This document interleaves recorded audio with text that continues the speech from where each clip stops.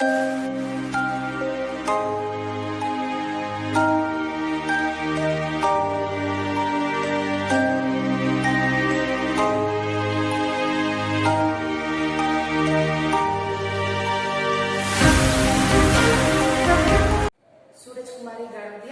विद्या मंदिर online classes में आपका स्वागत है।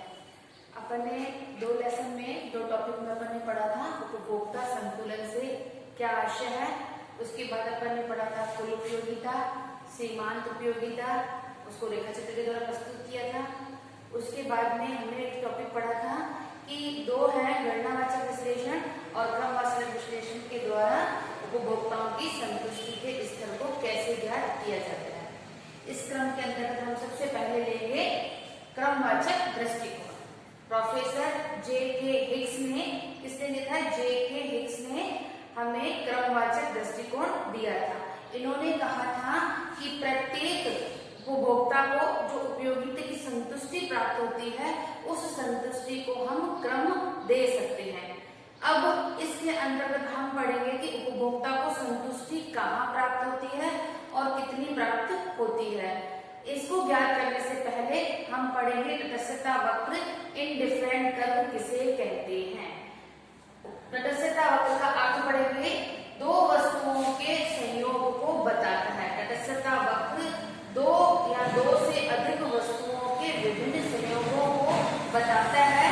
इस स्तर पर तटस्थ रहता है, उदासीन रहता है, कौन रहता है? एक उपभोक्ता, और सभी स्तरों पर उसे प्राप्त होने वाली उपयोगिता क्या होती है? समान होती है। फिर से सुन लो, तटस्थता वक्र विश्लेषण से आशय दो वस्तुओं के विभिन्न संयोगों से है जिसमें एक उपभोक्ता तटस्थ रहता है और वह उस पे संतुष्टि के समान स्तर को महसूस करता है, चाहे वो ए संयोग हो, बी हो, सी हो, विभिन्न प्रकार के संयोग होते हैं। उन संयोगों पर वो क्या करता है? समान संतुष्टि को प्राप्त करता है। अब इसके अंदर देखेंगे कि दो वस्तुएं कोई सी भी हो सकती है, दो से अधिक वस्तुएं भी हो सकती हैं, लेकिन उनके जो संयोग होंगे उन दोनों के उपभोग से जो संतुष्टि प्राप्त होगी वो क्या होती है? समान प्राप्त होती है।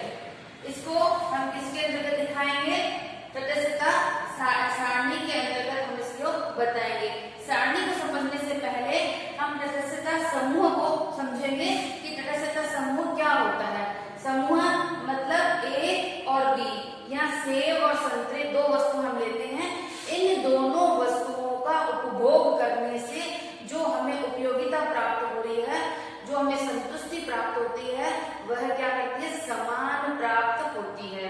आपको भूख लगती है बच्चों, आप दो वस्तुएं लेते हो, आपने एक ली एप्पल और एक लिए ऑरेंज, दो वस्तुएं। अगर आपको भूख लगी है, अगर आपको पसंद है एप्पल, तो आप पूरी संतुष्टि एप्पल से भी ले सकते हैं, या आप पूरी संतुष्टि संतरों से भी ले सकते हैं, या फिर होगा कुछ इकाइयां आप एप्पल की लेंगे और कुछ इकाइयां आप संतरे की लेंगे। यानी कि आपने एक वस्तु के स्थान पर दूसरी वस्तु को प्रतिस्थापित कर दिया। तो ये क्या कहलाती है? प्रतिस्थापन की जो होती है स्थिति, उसमें भी समान संतुष्टि प्राप्त होती है। वो दोनों का संयोग, दो वस्तुओं के विभिन्न संयोग, ये बताते हैं कि संयोग कहते हैं कि आपको उनसे, उन समूह से कितनी संतुष्टि प्राप्त हो रही है। कितनी में क्या होगा? समान स्तर होगा। जो ए बिंदु पर प्राप्त होगी वही बी बिंदु से प्राप्त होगी, वही सी बिंदु से, वही डी बिंदु से। चाहे आपने एप्पल खाए तो भी संतुष्टि समान, चाहे आपने ऑरेंज खाए केवल तो भी समान संतुष्टि, चाहे आपने कुछ इकाइयां एप्पल की खाई और कुछ इकाइयां आपने ऑरेंज की खाई, दोनों में से किसी भी को आप खा सकते हैं, लेकिन संतुष्टि का स्तर क्या होगा? समान होगा। इसे ही हम क्या बोलते हैं? तटस्थता समूह कहते हैं। ए बी सी ये जो संयोग होते हैं, समूह होते हैं, ये बताते हैं कि एक उपभोक्ता को किसी भी संयोग से समान संतुष्टि की प्राप्ति होती है। अब हम इनको किसके द्वारा? एक सारणी के द्वारा समझेंगे। एक सारणी में बताया गया है सेब व संतरों के संयोग, कौन कौन से संयोग होते हैं। यहाँ हमने सेब लिए हैं, यहाँ हमने संतरे लिए हैं। हमने कहा, हमने ए संयोग ये बता रहा है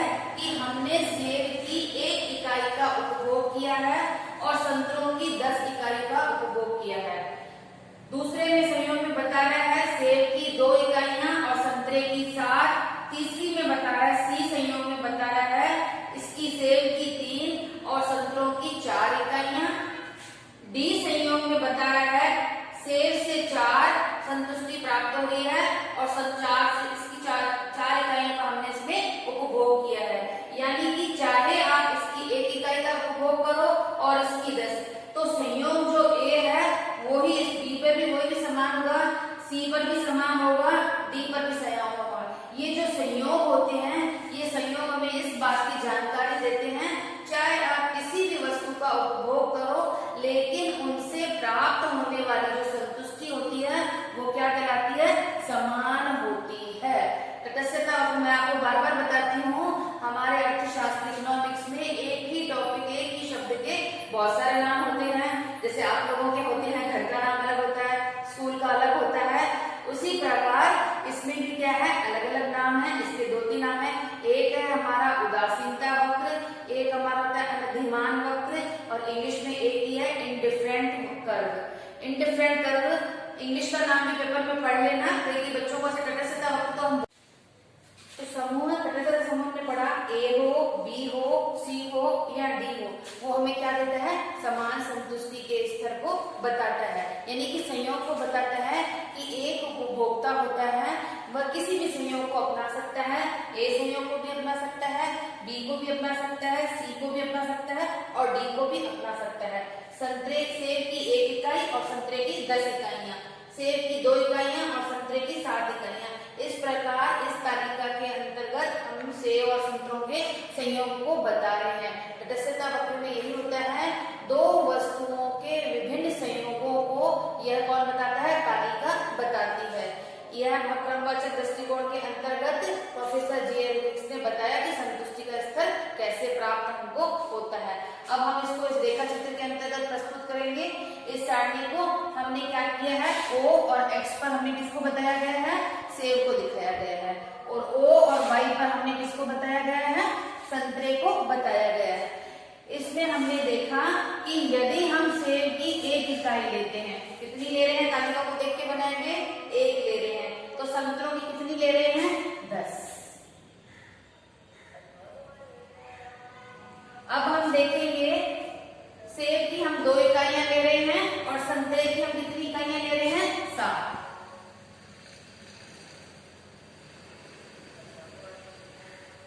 फिर तीसरे संयोग सी में हम क्या बता रहे हैं, एक की तो हम सेब की तो हम ले रहे हैं 3 इकाइयां और संतरों की 5।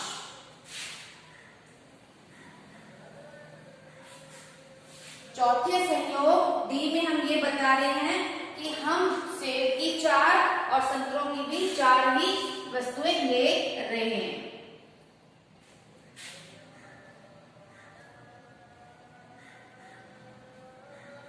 ये देखो इन सब बिंदुओं को मिलाते हुए हमने क्या बना दिया, आईसी कर्व, उदासीनता वक्र या फिर क्या बोलेंगे इसको हम, इंडिफरेंट कर्व। इस बिंदु के अंदर जो बिंदु होते हैं वो क्या कहलाते हैं, बाहर जो होते हैं वो अप्राप्य कहलाते हैं और अंदर प्राप्य कहलाते हैं। लेकिन उचित जो संयोग होता है वो ए, बी, सी और डी, ये तीनों चारों संयोग क्या बताते हैं कि जो हमें संतुष्टि है वो क्या होती है, ए इज इक्वल टू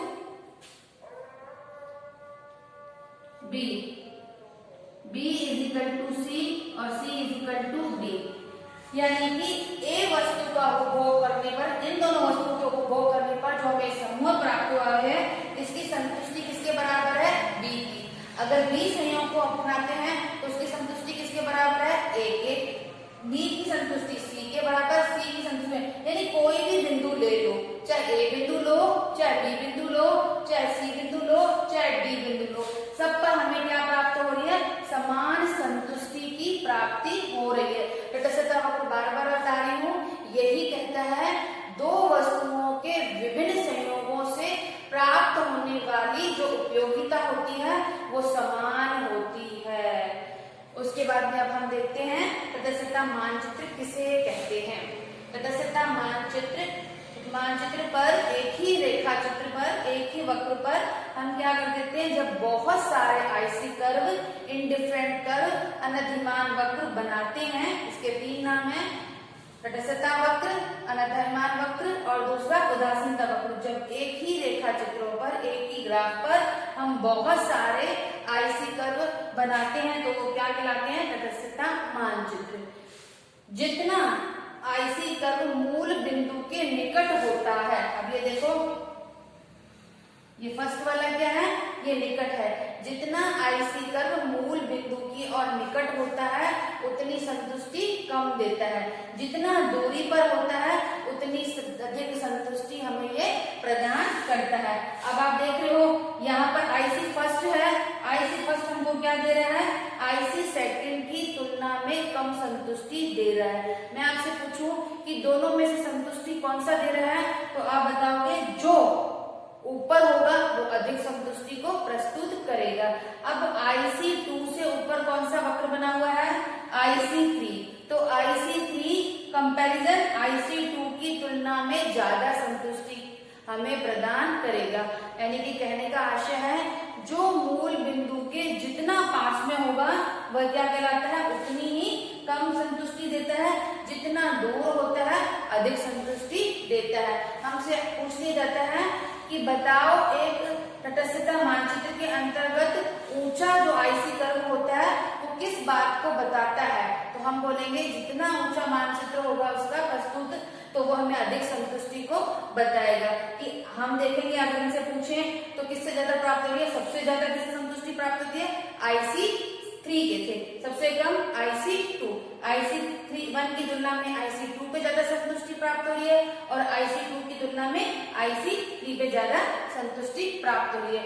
ये हमारा अलग से क्वेश्चन पूछ दिया जाता है कि बताइए तटस्थता मानचित्र से क्या आशय है, तटस्थता मानचित्र कैसे बनाया जाता है, तो हम इस प्रकार इसके अंतर्गत लिखेंगे या बनाएंगे।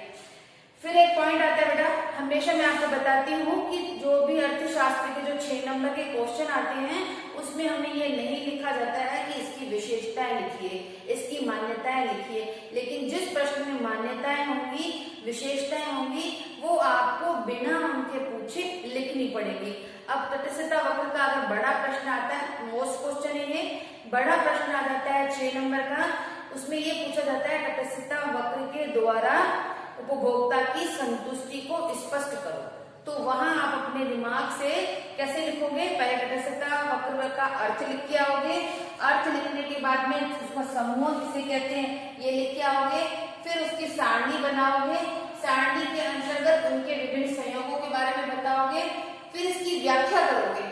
व्याख्या करना बहुत जरूरी होता है, अगर हम व्याख्या नहीं करेंगे तो हमें क्या लगता है अधूरा। जैसे आप गणित का लिखते थे तो पैमाना वगैरह जो बनाते थे उसके बाद में उसका लिखते थे कि इसकी रेखा चित्र के द्वारा रचना, उसको हम रचना कहते थे गणित में, या अर्थशास्त्र में उसकी तरीका क्या बोलते हैं? उसकी व्याख्या, यानी उसके बारे में रेखा चित्र आपने कैसा बनाया है, किस पे क्या आपने लिखा है, कौन सी चीज किस बात को बता रही है, ये हमारी क्या आता है? व्याख्या के अंतर्गत आता है। अगर आपके पास में व्याख्या लिखने के लिए समय नहीं है और 6 नंबर का ये क्वेश्चन है, तो आपने आपका जो ये डायग्राम बनता है, इस डायग्राम के साइड में 3-4 बिंदु आप उसके लिख देंगे तो भी वो क्या माना जाता है? अच्छा प्रश्न उत्तर, अच्छा उत्तर माना जाता है कि हाँ बच्चे ने पूर्ण रूप से प्रश्न को टाइम नहीं होने के कारण पूर्ण रूप से पूर्ण करने की कोशिश की है। इस बात की विशेष आप जानकारी देंगे। विशेषताएं 6 नंबर का क्वेश्चन आएगा तो आपको विशेषताएं अपने मन से लिख के आनी है। अगर सिर्फ विशेषताएं पूछेंगे तब तो अपन क्या लिखेंगे? शॉर्ट में लिख देंगे, उसको विस्तृत रूप से लिखेंगे। और यदि हमसे क्या पूछा है कि क्वेश्चन के अंतर्गत पूछा है तब हम उसको छोटा लिखेंगे। अब हम पढ़ रहे हैं इसकी तटस्थता वक्र विश्लेषण की क्या विशेषताएं हैं। विशेषताओं से लिखने से पहले मैं आपको बता रही हूँ कि आईसी कर्व की जो आकृति है वो कैसी है? उन्तोधर। कैसी है? उन्तोधर। और हमने पढ़ा था दो प्रकार, नतोधर कैसी होती है? ऐसी।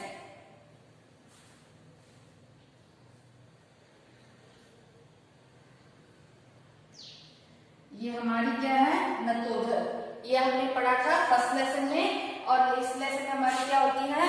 उन्तोधर बनती है, यानी कि जो संयोग ले रहे हैं उसमें से हमको एक को क्या करना पड़ता है? कुछ कम करके और एक को बढ़ाना पड़ता है, लेकिन जो संतुष्टि का स्तर होता है वो समान होता है, इसलिए ये कौन सी आकृति बनती है? उन्तोधर बनती है। अब इसकी विशेषता है, पहला, तटस्थता वक्र एक दूसरे को नहीं काटते हैं। पहली इसकी विशेषता है। क्या है? यह एक दूसरे को नहीं काटते हैं।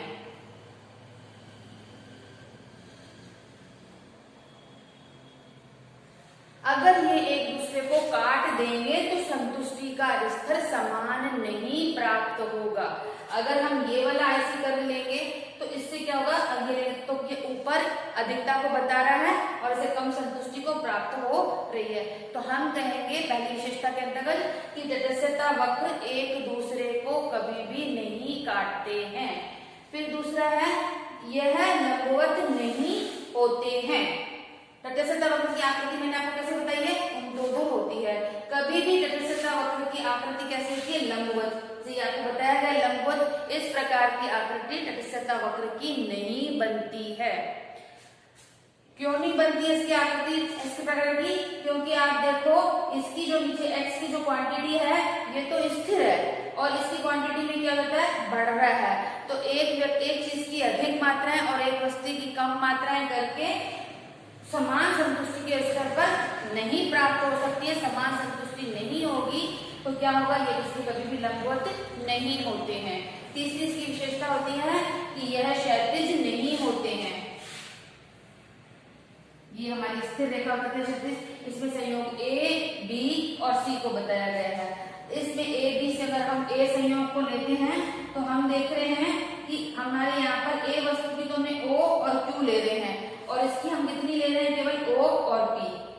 दूसरे संयोग में हम देख रहे हैं B संयोग पे इसकी क्वांटिटी ले रहे हैं O और Q1 और इसकी हम कितनी ले रहे हैं? केवल इतनी ही। तो ये स्थिर है और ये निरंतर बढ़ रहा है तो इसलिए हम नहीं कह सकते हैं ये क्षैतिज भी नहीं होते हैं। इसकी एक और विशेषता है कि तटस्थता वक्र ऋणात्मक ढाल लिए हुए होते हैं। यानी कि इसकी 4 विशेषता हुई। यह एक दूसरे को नहीं काटते हैं, ये लंबवत नहीं होते हैं, यह क्षैतिज नहीं होते हैं और ये एक दूसरे को छूते नहीं है, काटते नहीं है और ये ऋणात्मक ढाल लिए हुए होते हैं। ये प्रश्न में आपको इसकी विशेषताओं के बारे में लिखकर आना है। समझ में आ गया बच्चों? एक बार फिर से सुन लो थोड़ा सा, फिर आगे बताती हूँ। तटस्थता वक्र किसे कहते हैं? दो वस्तुओं के विभिन्न संयोगों को जिसमें एक उपभोक्ता को समान संतुष्टि प्राप्त होती है वो क्या कहलाता है? तटस्थता वक्र कहलाता है। फिर तटस्थता वक्र वाला हमने समूह पढ़े। समूह क्या होते हैं? समान संतुष्टि प्रदान करते हैं। A, B, C जितने भी संयोग होते हैं वो उपभोक्ता को क्या करते हैं? समान संतुष्टि प्रदान करते हैं। चाहे A बिंदु हो, चाहे B हो, चाहे C हो, D हो, कोई से भी बिंदु होते हैं उसे हम संतुष्टि क्या होती है? समान प्राप्त होती है। इन संतुष्टि के बाद जो बिंदु होते हैं जैसे U बिंदु है ये अप्राप्य होगा। ये इस बात को बता रहा है कि कोई भी जो उपभोक्ता होगा वह इस रेखा के बाद, इस IC कर्व के बाद जो बिंदु है उसको प्राप्य नहीं करेगा क्योंकि वह अपनी सीमित आय को इस प्रकार खर्च करता है ताकि विभिन्न संयोगों से प्राप्त होने वाली उपयोगिता क्या हो? समान हो। तो वह इस संयोग को नहीं प्राप्त कर सकता है। फिर तटस्थता मानचित्र में हमने देखा बहुत सारे IC कर्व एक ही मानचित्र पे बनाए गए हैं। फिर इसकी विशेषताएं हमने पढ़ी। इस टॉपिक को आप अच्छे से पढ़ लेना, देख लेना। लेकिन अभी हमने इसके संतुष्टि जो हमारा क्वेश्चन है हमारा कि उपभोक्ता के संतुष्टि को बताइए, तो उस संतुष्टि के क्रमवाचक दृष्टिकोण के अनुसार संतुष्टि के स्तर को अभी हम नहीं बता रहे हैं क्योंकि इसमें भी पहले बजट रेखा पढ़ेंगे। बजट रेखा से क्या आशय है, बजट रेखा क्यों बनाई जाती है, बजट रेखा का ढाल कैसा होता है, फिर बजट रेखा और IC कर्व दोनों एक दूसरे को कहाँ छूते हैं, कहाँ स्पर्श करते हैं, उसकी 2 शर्तें हैं। इस टॉपिक के बाद ही हम बताएंगे कि तटस्थता वक्र या क्रमवाचक दृष्टिकोण के अनुसार एक उपभोक्ता कब संतुलन की स्थिति में आता है। ये हम नेक्स्ट क्लास में पढ़ेंगे। आज आप इतना ही पढ़िए, इतना याद करके रखना, देखना। अपनी बुक में जो पॉइंट नहीं समझ में आ रहा है 2 बार 3 बार पढ़ना और इसको लिख लो। 2-3 बार देखोगे तभी आपको समझ में आएगा। ऐसे एक बार में आप सोचोगे मैं पढ़ लूं और आपको याद हो जाए, तो ऐसा बच्चों नहीं है। ठीक है बच्चों, इसको लिख लो। Thank you.